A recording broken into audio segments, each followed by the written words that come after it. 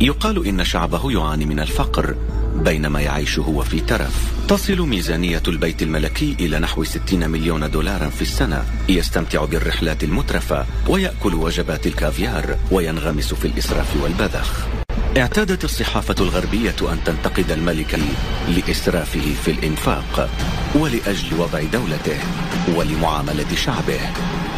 أريد أن أعرف وعلي أن أعرف كيف يكون الأمر حين يحكم شخص بهذا الاستبداد المطلق، وما الذي يعنيه ذلك لرعاياه؟ ممنوع الحديث عن الإنفاق الزائد للعائلة الملكية، ممنوع الحديث عن الإيدز وعن الفقر. حاكم مستبد.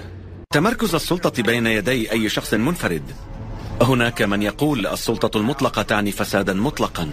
إنه مشهد متناقض. هل هذا حب مصطنع؟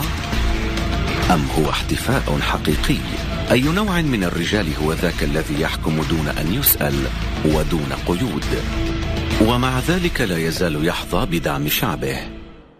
هنا آخر حكم ملكي مستبد في أفريقيا، أي أن هذا هو آخر ملك حقيقي في أفريقيا. نتمنى